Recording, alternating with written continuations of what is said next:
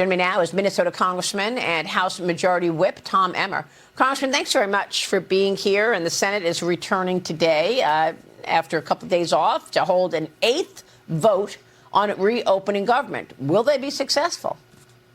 Well, good morning, Maria. It's great to be with you. They should be. This is getting ridiculous. It costs the American people $400 million a day, Maria, for this shutdown.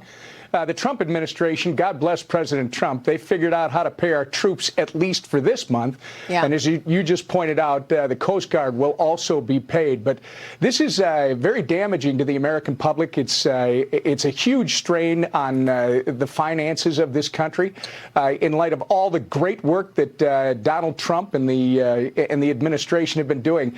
To continue this shutdown for what?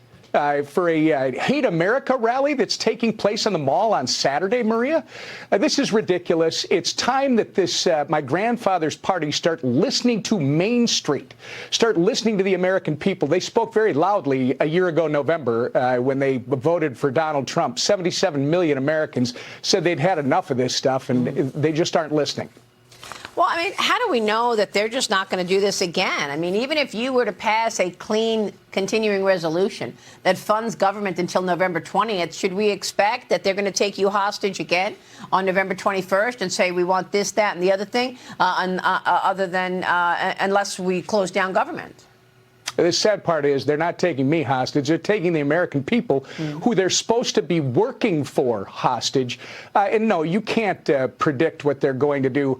The only thing that I will predict today is that the Democrat Party of yesterday is headed to the ash heap of history. These guys are playing to the most radical, small, and violent base in the country. You'll see them on Saturday on the Mall. They just do not love this country, and these guys are afraid of them. Chuck Schumer et al.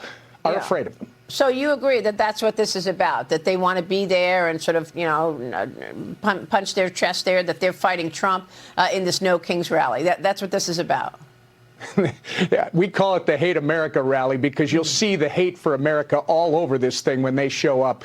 Yeah, I mean, that's the rumor, Maria. The rumor is that they can't end this shutdown beforehand because this small but very violent and vocal group is the only one that's happy about this. I see. If they shut it down beforehand, then they've got to deal with that group beforehand. If they make it through that, then at least they've made it through their Hate America rally, and then they can get this thing done. But you're right, because there is a deadline now that we have burned a whole bunch of time.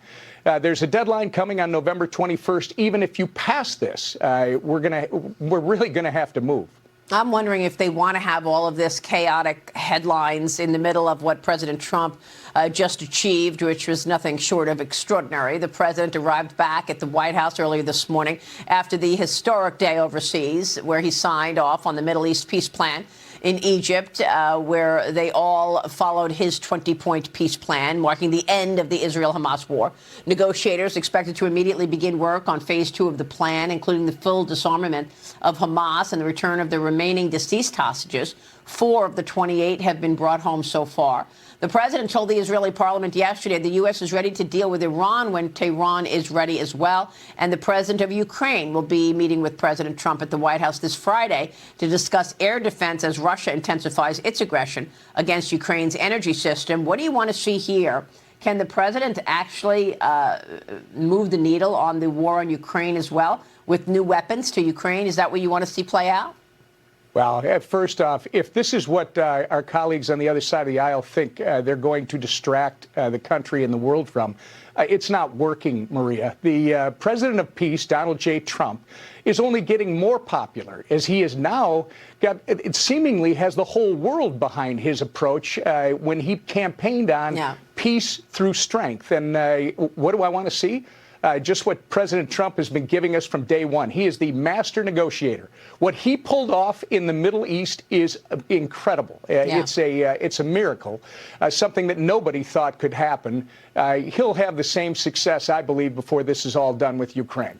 And of course, in the middle of all of this incredible success, China comes out and tries to distract with this announcement that it's going to tighten the squeeze on America by tightening export controls of the rare earth minerals. Now, China this morning says it's sanctioning 5 U.S. subsidiaries of South Korea's Hanwha Ocean and threatening more retaliation. Treasury Secretary Scott Bessent was with me here yesterday, and I asked him about the U.S.'s reliance on China's refining of rare earth minerals. Watch.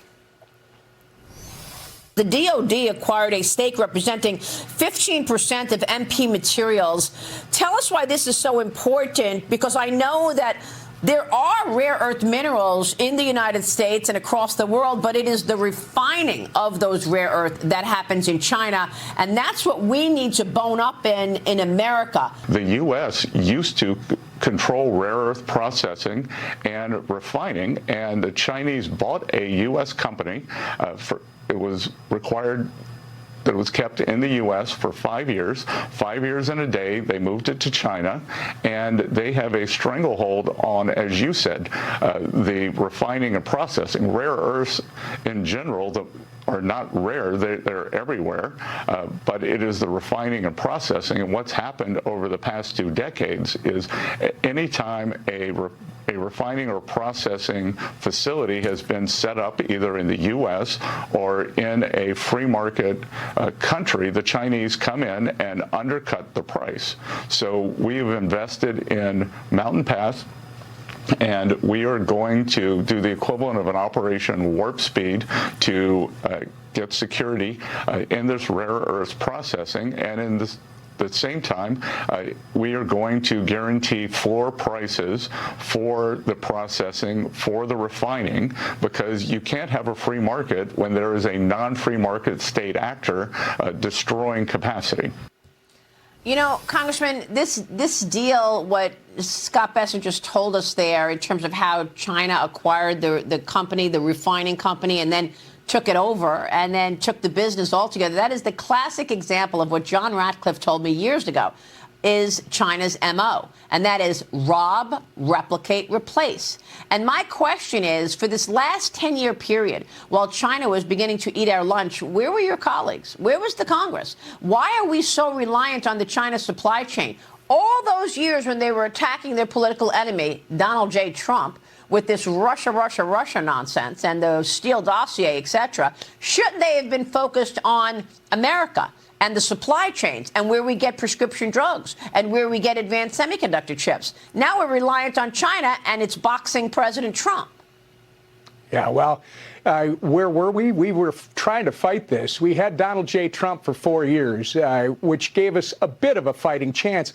But then he, an amazing number of voters mysteriously showed up in the 2020 election, and Joe Biden had the next 4 years. And frankly, Joe Biden, Antony Blinken, Jake Sullivan, this cast of losers that would take a knee for anyone but this country, led us down this road where if we didn't have Donald Trump right now, Maria, I don't know what the future would be. Right now, Donald Trump has credibility with the Chinese. They know when he speaks that he means what he says. In Minnesota, along what is known as the Iron Range, we have one of the largest precious metal finds in the world. The Chinese are literally making President Trump's argument for him by showing that you can't have an adversary in control of rare earths, minerals. That's right. You've got to do it yourself. And we've got it right here in this country. It's time that we get back to mining and processing, which we are known for. And that is why President Trump is using tariffs to get these companies to fire up their supply chains. By the way, you mentioned Antony Blinken. This Thursday night is the Al Smith dinner, and the two speakers are Antony Blinken and Mike Pompeo. That should be interesting. Congressman, it's good to see you, sir. Thank you. Thank you.